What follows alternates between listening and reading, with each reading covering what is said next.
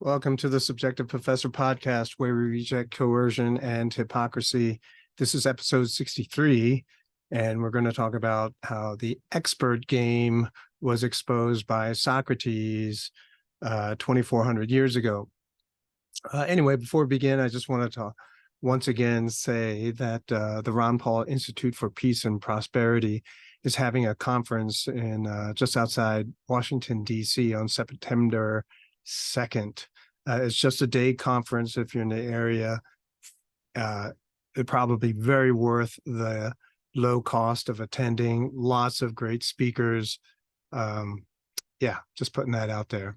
So anyway, Socrates died about 399 BCE, right? So 400 years before the Common Era, or before the birth of Christ, however you want to think of that. Anyway, so his life and teaching comes to us through the writings of his pupil, and that would be Plato.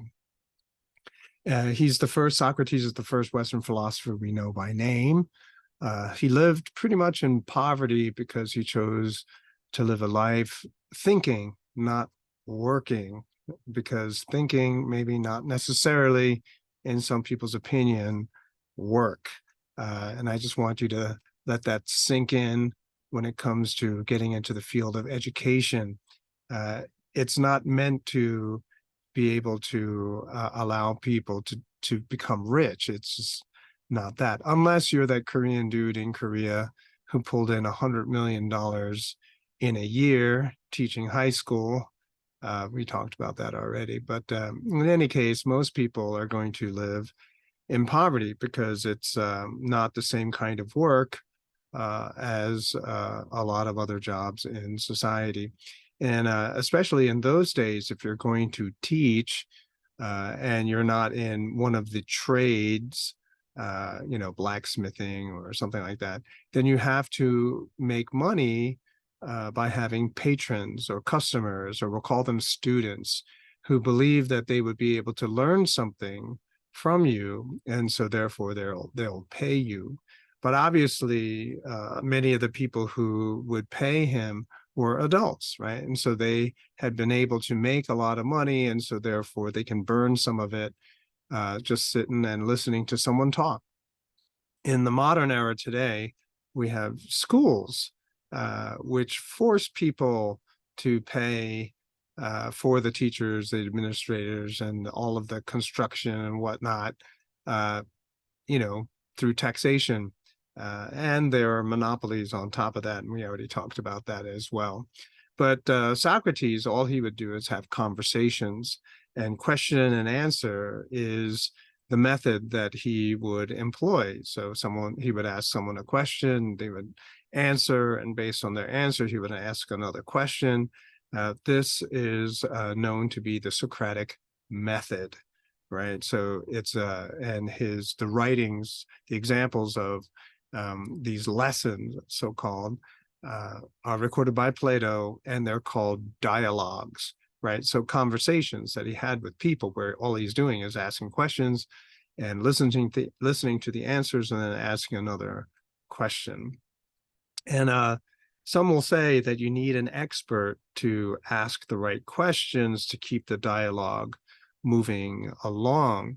But no, I don't think so. I mean, if you assume that you have a lot of time to, and when I say a lot of time, you can do this over several years, then eventually you will be able to ask the same questions as any so-called expert. And that is kind of what we're going to be talking about today.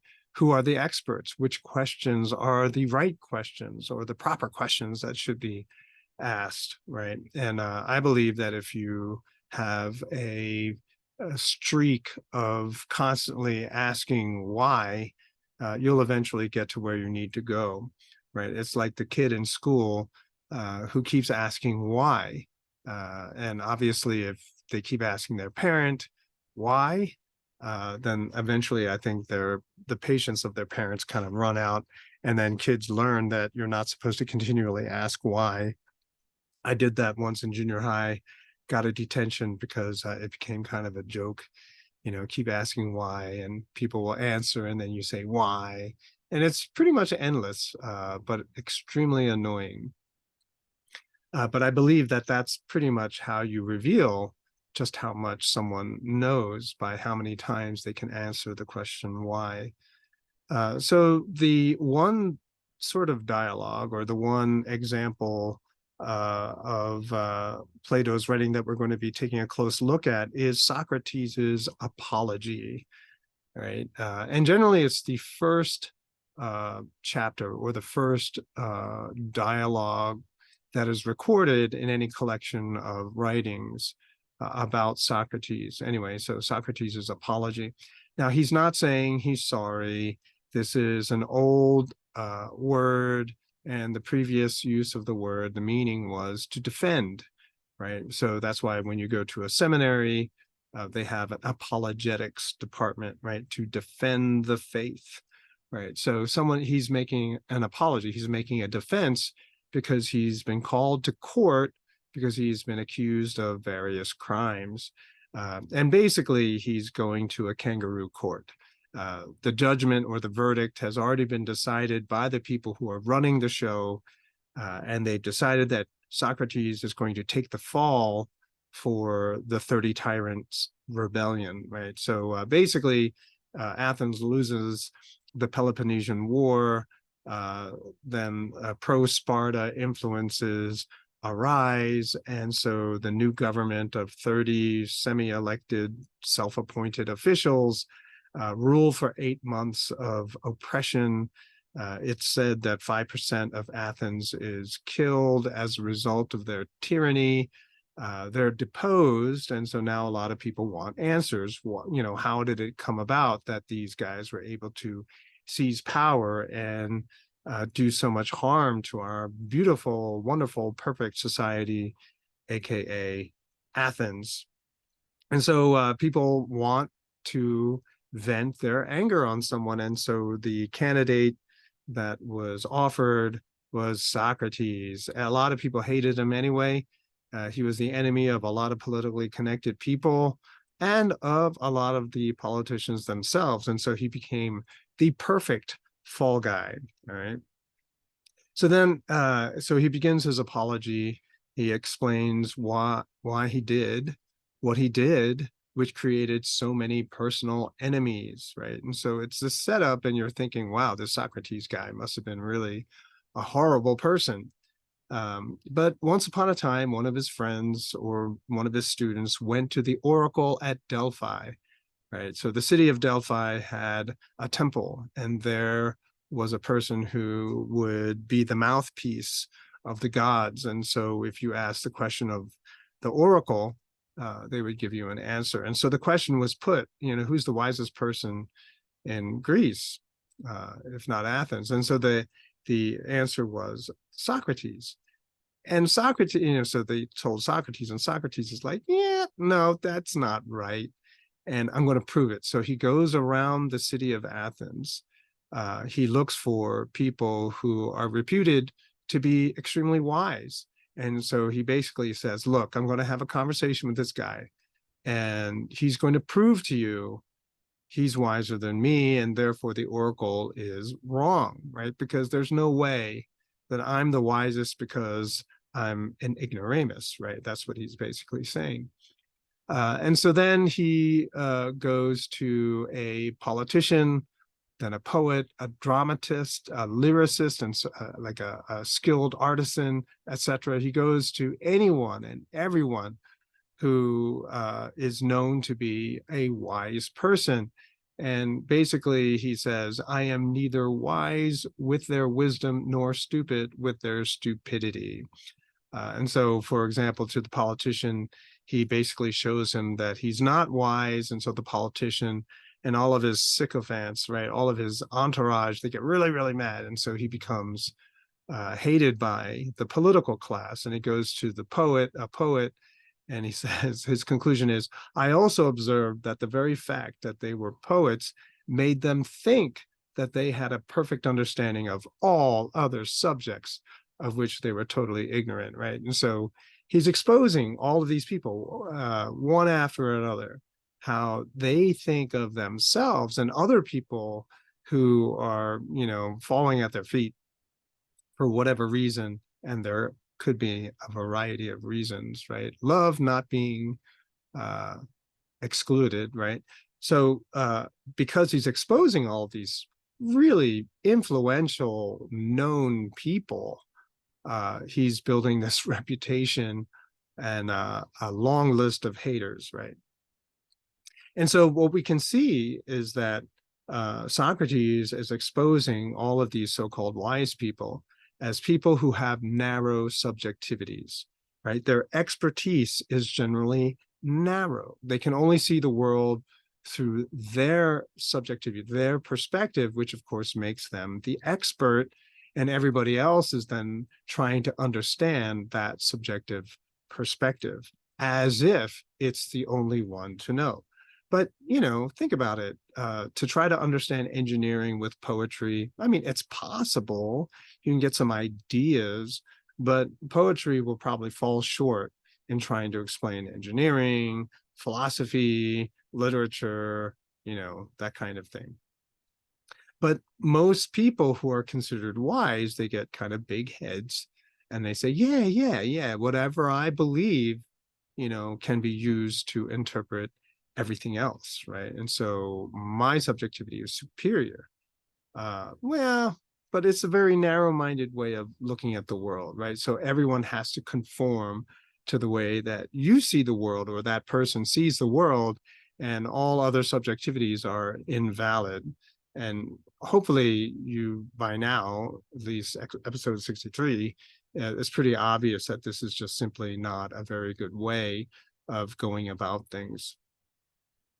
So it's the knowledge production problem that I began this channel or this podcast with. The first 5 or 6 episodes, I go into this idea of knowledge production, right? So recognized scholars are paid to make information that is used by other people. And it's used because there is some kind of benefit for the person who wants to use it. So knowledge, information are simply tools to be used by other people, right? And so obviously information, subjectively speaking, can be good or bad, useful or detrimental.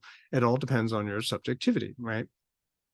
So then who is running with that information? Who is using that information and for what purpose is something that I try to introduce and try to make significant in the whole deconstruction process. And if you read Socrates' dialogues, he does by constantly asking why this, what's the definition of that? By doing that, it kind of is a form of deconstruction. And that process exposes how good information is, which is really all I'm trying to do too. Instead of trying to accept without any question, blindly follow what someone else is saying is true, do some research, do some deconstruction. Is this information really reliable, something to believe, something to base choices on or not? So who's your favorite expert? Why? And generally, our favorite experts are our favorite experts because we agree with the subjectivity that they are presenting to us. And it takes a lot to be able to change your favorite expert. But of course, if you're in this sort of open-minded, if you truly are open-minded, then it's actually pretty easy, right? So your life principle may remain unchanged, but the source of information to satisfy and to continue to try to maintain your life principle, that is subject to change all of the time. All right, so Socrates also says, the wisest of you men is he who has realized, or like Socrates, that in respect of wisdom, he is really worthless, right? So this is in the Apology, and so I guess, right, it would be Plato saying this. But if you read the dialogues, like Meno, Crito, Euthyphro, you'll see that he's just having conversations with people who think themselves to be experts. They know what's up, and they presume most of the time to teach Socrates what he doesn't really understand. And they fail miserably, generally. Okay. So the people who believe they are experts are not. But, you know, it's a kangaroo court, as I said earlier, and Socrates is sentenced to death. And so all of the politicians and the influential, politically connected people of society get rid of their problem, right? The source of the the stain on their reputation. Okay. Now, before we apply to contemporary situation, I know some of you are saying, well, what about you, Mr. Smarty Pants? I mean, you sound like you're full of yourself and everything. Well, remember, I have said from the very beginning that each of us believe in something that is absolutely true. We all do. And even if it is something like, I believe that nothing is absolutely true, well, that's your absolute, right? So everyone has something that they believe in, upon which they base all their life choices, their moral decisions, all of this stuff. And I'm just like, okay, fine. Everyone has their own subjectivity. That's fine, which is why I'm always maintaining and trying to conclude all the time that freedom is what we all need. And through freedom, we have an exchange of ideas. You know, we become more open-minded because we realize that there are consequences to choices. And sometimes the consequences don't show up until much, much later in life. And so what we want is more information all of the time. And the more mature, the more streetwise we become, the more we realize that good information is a priority. You know, whether you read Sun Tzu or Socrates, you know, knowledge and information is key. And so that's all I want, is for people to have the freedom to access as much information as they want, and then to make the kinds of choices that they want. However, there is always risk.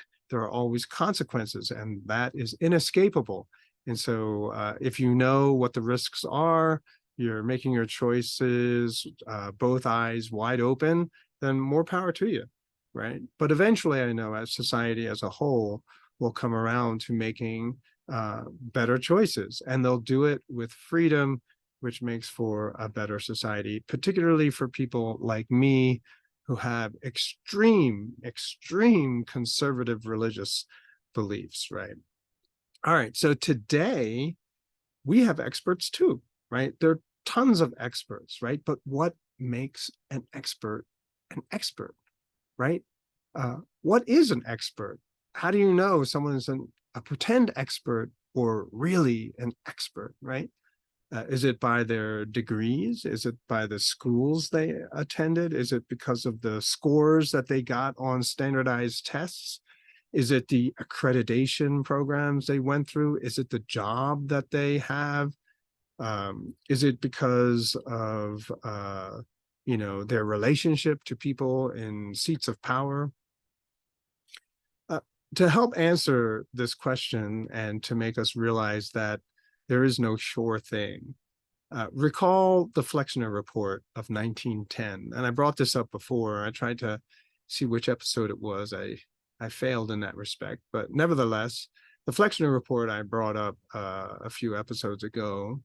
And that report standardized healthcare in 1910, right? So it determined the standards that hospitals and med schools needed to have or achieve in order to be recognized as legitimate, right? It set up accreditation standards. But of course, and you know, what is it, in 2010, the 100-year anniversary, I saw articles coming out celebrating the Flexner Report because it introduced modern medicine to the United States, which, you know, okay, yeah, but that's subjective, right? Because the fallout, and this is what I said before, but the fallout, of course, the effect was that in 1910, there were 10 medical schools that accepted Black students. They were probably on the lower cost side, or maybe they were extremely high cost, which allowed them to have enough money left over to be able to accept Black students. But nevertheless, there were 10 med schools that accepted Black students, and they were all shut down as a result of the Flexner report. So I don't know what Flexner's personal beliefs were, but if we just go by the result of that report, then one might be tempted to say that it was a very discriminatory, that is, racist report, right? But of course, that's buried in history, and so we won't talk about it today. So the problem is that many experts are in the pockets of the politically powerful, okay?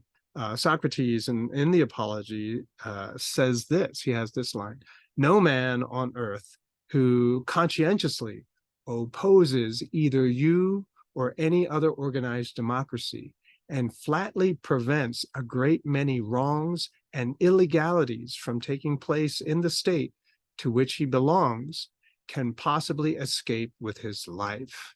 The true champion of justice, if he intends to survive even for a short time, must necessarily confine himself to private life and leave politics alone." And so basically what he's saying, all these so-called experts that have been lined up to give testimony and evidence against Socrates, which results in his condemnation, right? He's sentenced to death, to run afoul of them, to get on their hate list, or their hit list, if you will. There's no way you're going to be able to live for a long time. And the only way to have a nice long life, to have some golden years, is to stay out of politics, right? Because you create too many enemies. Those enemies have access to the legal system. They can set up a criminal justice system that will target the political enemies of the people in power. So it's kind of interesting, right? How you see President Brandon being guilty of crimes for which there are loads of evidence, yet there's no legal action taken against him, but against Donald Trump, you're going to go through so many hoops to try to get some kind of case against him. And it's almost comical to look at it. I'm not a Trump fan. I'm not a Brandon fan. Actually, my favorite politician, the one who I would vote for if I had a chance, would be oh crap, I'm blanking on his name. It would be, let me look at this real quick. Oh,